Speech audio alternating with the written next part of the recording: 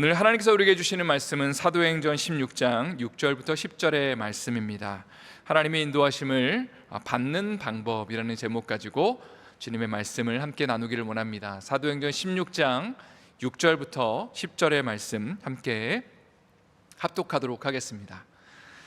6절의 말씀부터 우리 함께 합독합니다. 성령이 아시아에서 말씀을 전하지 못하게 하시거늘 그들이 부르기아와 갈라디아 땅으로 다녀가 무시 앞에 이르러 비두니아로 가고자 했으되 예수의 영이 허락하지 아니하시는지라. 무시아를 지나 드로아로 내려갔는데 밤에 환상이 바울에게 보이니 마게도냐 사람 하나가 서서 그에게 청하여 이르되 마게도냐로 건너와서 우리를 도우라 하거늘 바울이 그 환상을 보았을 때 우리가 곧 마게도냐로 떠나기를 힘쓰니 이는 하나님이 저 사람들에게 복음을 전하라고 우리를 부르신 줄로 인정함이로라. 하나님의 말씀입니다. 수요일마다 계속해서 사도행전 강의를 이어가고 있습니다. 사도행전의 주제 말씀이라고 한다면 사도행전 1장 8절 말씀일 건데요, 한번 화면을 보면서 우리 사도행전 1장 8절 말씀 다 같이 읽어보도록 하겠습니다. 사도행전 1장 8절 읽겠습니다. 오직 성령이 너에게 임하시면 너희가 권능을 받고 예루살렘과 온 유대와 사마리아와 땅끝까지 이르러 내 증인이 되리라 하시니라. 예수님께서 승천하시기 전에 제자들에게 하신 말씀입니다. 우리가 사실 알고 있고 고백하고 또 우리가 믿고 있는 복음은 사실 예수 그리스도의 죽으심과 부활이죠. 그러니까 예수님 믿고 예수님 부활하신 걸 믿으면 구원받는다라는 것을 우리가 복음으로 알고 있지만, 복음은 조금 더 많은 것들을 포함하고 있는 개념입니다. 예수님 말씀하셨죠. 예수님을 믿는 자들에게 사도행전 8절에 성령이 임하시게 될 것이다. 그리고 권능이 임하게 될 것이고, 우리가 예수님을 믿는 삶은 그냥 단순히 주님을 믿습니다 끝나는 삶이 아니라 성령이 우리의 삶 가운데 동행하시는 삶이고, 기쁨과 감사가 넘치는 삶이고, 성령이 우리의 삶을 인도해 주시는 삶입니다. 여러분 아멘이시죠? 그리고 그 가운데서 우리가 권능을 받아서 예루살렘과 온 유대와 사마리아와 땅끝까지 우리의 삶의 자리뿐만 아니라 우리의 가정과 또 우리의 직장과 사업터뿐만이 아니라 우리가 열방에까지 복음을 증거하는 삶을 살아가게 될 때에 비로소 예수님이 이 땅 가운데 재림하시는 것이 온전한 복음의 내용이라는 것입니다. 실제로 사도행전 1장과 2장에 보면 예수님의 제자들이 기도하는 가운데 성령의 충만함을 받게 되고 예루살렘을 중심으로 해서 이제 예루살렘 교회가 급속도로 성장하게 됩니다. 수많은 사람들이 하나님의 은혜 가운데 거하게 되고, 그리고 많은 기적들을 체험하게 되고, 많은 사람들이 자신의 소유를 교회를 위해서 헌금하는 가운데 서로 나누고 또 서로 축복하는 그런 역사들이 일어나게 됩니다. 여기까지는 참 좋았는데, 근데 한 가지 문제가 있었죠. 주님이 주신 그 지상 사명, 예루살렘뿐만이 아니라 온 유대와 사마리아와 땅끝까지 이르러 복음을 증거하라고 하신 그 사명은 그들이 잊어버리고 있었다는 겁니다. 그 가운데 주님이 예루살렘의 제자들을 깨우셨던 방법이 무엇이냐면 핍박을 보내셔서, 예상하지 못한 고난과 아픔을 보내셔서 예루살렘에 있는 제자들을 흩으시고 자연스럽게 이 복음이 전 세계적으로 퍼져나갈 수 있도록 그렇게 인도하신다는 겁니다. 사실 우리의 삶 가운데 이해할 수 없는 고난과 아픔들, 때로는 핍박이 일어났을 때에 우리는 항상 두 가지를 염두에 두어야 합니다. 첫 번째는 사단은 우리의 고난과 아픔을 통해 우리의 믿음을 흔들고자 합니다. 낙심코자 만들고 우리의 믿음의 근간을 아예 없애버리려고 그렇게 발버둥 친다는 것이죠. 그러나 두 번째로 하나님은 그 모든 시간들을 통해 당신의 역사를 일으키십니다. 여러분 아멘이시죠? 오늘 말씀의 제목이 하나님의 인도하심을 받는 방법입니다. 우리의 삶에 감사와 기쁨이 넘칠 때도 있지만 때로는 고난과 아픔들, 때로는 핍박이 일어났을 때에 그것을 통해서 우리가 하나님의 뜻을 어떻게 분별하고 하나님의 말씀 가운데 어떻게 순종함으로 나가는 가운데 하나님의 역사를 경험할 것인가, 그리고 성령이 동행하시고 함께 하시는 그 삶을 우리가 어떻게 체험할 것인가가 바로 오늘 본문이 우리에게 도전하는 바입니다. 지난주에 우리는 바나바와 바울이 심하게 다툰 내용을 다루었습니다. 바로 마가 요한을 선교 여행에 동행할 것인가, 이 청년을 데리고 갈 것인가 말 것인가를 가지고 바나바와 바울이 제가 지난주에 이런 비유를 들었습니다. 멱살을 잡고 싸웠을지도 모르겠다. 발작이 일어날 정도로 뒷목을 잡고 두 사람이 대판 싸웠다라는 사실을 여러분과 나눴습니다. 그리고 나서 각자의 길을 걸어가는데, 근데 감사한 것은 두 사람이 모두 다 이제 싸웠으니까 선교 안 가라고 한 것이 아니라 각자 나름대로 하나님의 말씀을 증거하러 이제 떠나가 되었다는 것입니다. 오늘 본문의 6절 말씀을 한번 읽어보도록 하겠습니다. 6절 말씀을 함께 읽겠습니다. 성령이 아시아에서 말씀을 전하지 못하게 하시거늘 그들이 부르기아와 갈라디아 땅으로 다녀가. 자, 다음 슬라이드를 보시면 사도 바울은 지금 1차 전도 여행 때 방문했던 교회들을 중심으로 해서 복음을 증거하고 있습니다. 그리고 나서 계속해서 서쪽으로, 왼쪽으로 복음을 증거하고자 하죠. 근데 6절에 방금 읽은 6절에 이렇게 돼 있죠. 성령이 아시아에서 말씀을 전하지 못하게 하셨다. 바로 터키의 가장 서쪽 지역 중에 하나가 아시아라고 표현된, 소아시아라고 표현된 그런 지역입니다. 그래서 부르기아로 이동하였다. 갈라디아 땅으로 이동하였는데 성령이 말씀을 계속하여 전하지 못하게 하셨다라는 표현이 6절에 등장합니다. 또 7절 말씀은 제가 한번 읽어보도록 하겠습니다. 무시아 앞에 이르러 비두니아로 가고자 했으되 예수의 영이 허락하지 아니하시는지라. 자, 여기 보면 무시아까지 갔다가 비두니아로 갔는데도 역시 예수의 영이 복음을 전하는 것을 허락하지 않으셨다. 사실 이런 장면을 묵상하면서 이것은 우리가 기대하는 모습이 아니라는 마음이 들게 됩니다. 여러분, 우리가 잘 알고 있는 것처럼 사도 바울은 믿음의 사람이고 하나님을 사랑하는 사람입니다. 성령에 충만했던 사람이고 그를 통해서 수없이 많은 믿음의 역사들, 또 병든 자가 일어나고 심지어는 죽은 자가 살아나는 역사가 일어났던 그런 놀라운 하나님의 사람임에도 불구하고 그가 가는 곳마다 여기는 아니야, 또 다른 데로 가면 여기도 아니야, 하나님이 계속하여서 마치 거절하는 것 같은 그런 일들이 이런 믿음의 사람에게도 일어나더라는 것입니다. 당시에는 버스나 기차가 있는 것이 아니었잖아요. 그러니까 순전히 도보로 걸어서 이동해야만 했습니다. 그러니까 걸어가서 하나님의 말씀을 증거하려고 하는데 거기서 성령께서 막으시는 거죠. 여기는 아니야, 다른 데로 가. 그러면 또 며칠을 걸려서 3일 4일을 걸려서 또 다른 데로 가면 하나님이 문을 열어주셔야 되는데 그런 일들이 벌어지지 않았다는 것입니다. 이런 일들이 계속하여서 여러 차례 반복적으로 그의 삶 가운데, 그의 일행 가운데 일어나게 되는 것이죠. 자, 그리고 8절 9절 말씀이 이어지게 되는데 한번 다 같이 한 목소리로 읽어보도록 하겠습니다. 무시아를 지나 드로아로 내려갔는데 밤에 환상이 바울에게 보이니 마게도냐 사람 하나가 서서 그에게 청하여 이르되 마게도냐로 건너와서 우리를 도우라 하거늘. 사도 바울 일행은 지금 드로아로 갔다라고 되어 있습니다. 터키의 이제 맨 왼쪽 끝에 있는 도시 중에 하나, 그리고 특별히 트로이의 목마가 있었던 그 트로이가 바로 드로아입니다.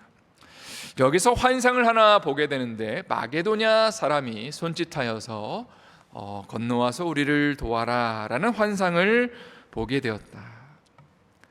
지도를 한번 다시 한번 보시면 마게도냐 지역은 오늘날의 그리스 지역입니다. 그러니까 지금 지도의 맨 왼쪽에 위쪽에 마게도냐라고 보이실 건데 거기가 바로 그리스 지역이라고 할 수 있습니다.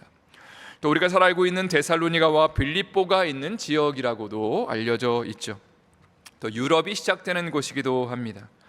당시에 마게도냐 사람들은 아마도 생김새가 이 터키 지역에 있었던 사람들과는 좀 다르게 생겼던 것 같습니다. 왜냐하면 유럽이 시작되는 곳이잖아요, 그리스가. 그러니까 외모적으로 아마 사도 바울이 그 환상 가운데 딱 보니까 터키 사람이 아니에요, 마게도냐 사람처럼 생긴 사람이 이리로 오라고 도우라고 하는 걸 보면서 하나님이 이쪽으로 우리를 인도하신다라는 것을 분별하게 되었다는 것입니다. 그리고 10절 말씀이 이어지게 되는데 한번 다 같이 또 읽어보도록 하겠습니다. 바울이 그 환상을 보았을 때 우리가 곧 마게도냐로 떠나기를 힘쓰니 이는 하나님이 저 사람들에게 복음을 전하라고 우리를 부르신 줄로 인정함이로라. 오늘 말씀의 제목은 하나님의 인도하심을 받는 방법입니다. 존 스토트 목사님이 이런 얘기를 하였습니다. 오늘 본문을 강의하면서 하나님의 인도하심을 받는 방법에는 두 가지가 있다. 첫 번째는 적극적인 인도하심이다. 저를 한번 따라할까요? 적극적 인도하심. 이 적극적 인도하심이라는 것은 하나님께서 지금 환상을 하나 보여주시면서 이리로 와서 도우라라는 그 마게도냐 사람의 환상을 통해서 직접적으로 사도 바울이 어디로 가야 될지를 알려주시는 것, 그것이 바로 적극적인 인도하심입니다. 그러나 하나님의 인도하심에는 소극적인 인도하심도 있습니다. 이것은 무엇이냐면 여러 곳을 가는 곳마다 성령께서 거절하신 거죠. 여기는 아니야. 그리고 다른 데로 갔을 때에도 또 여기도 아니야 라고 말씀하시는 것이 소극적인 인도하심이라는 것입니다.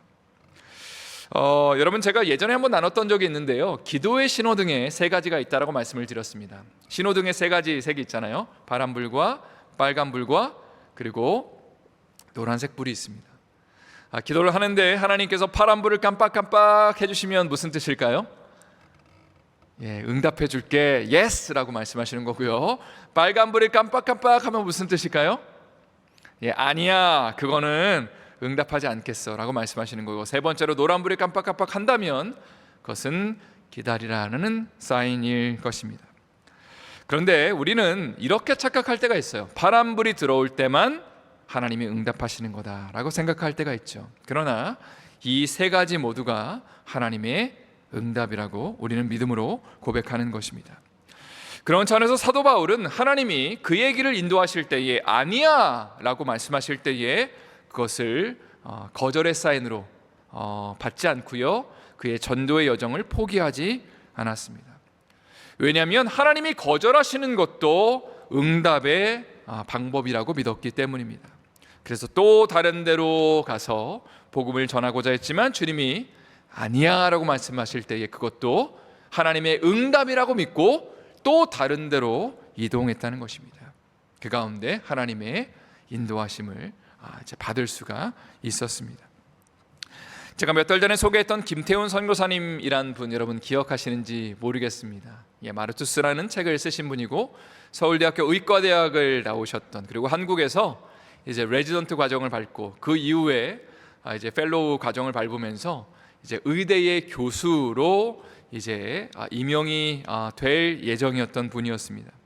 그런데 하나님의 부르심 가운데 하나님이 자신을 선교사로 부르신다는 확신을 가지고 이제 아프리카로 가게 되죠. 그런데 아프리카에 가서 말라리아를 심하게 앓게 되고 그리고 파킨슨 병을 얻게 됩니다.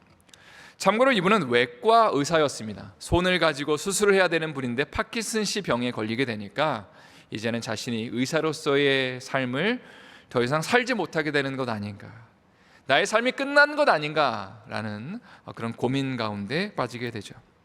그런데 어느 날 아프리카에서 바깥에 산책을 나왔다가 소나기가 억수로 내리게 됩니다.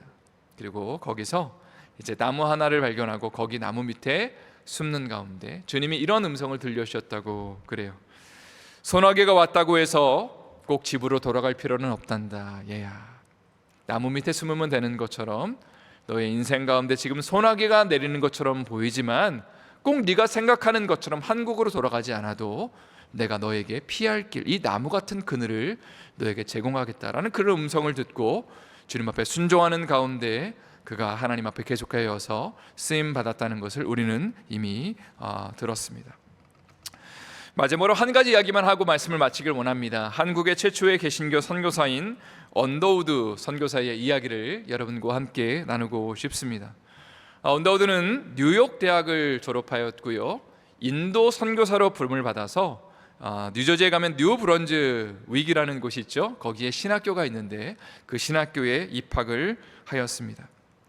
당시에 일본에서 선교하였던 알버트 올트만이라는 박사님이 1884년에 뉴브런즈윅 신학교에 와서 선교 지망생들을 모아놓고 이런 도전을 했다고 합니다. 당신을 기준으로 해서 1년 전인 1882년에 미국과 조선 땅 가운데 수호 통상 조약을 맺게 됩니다.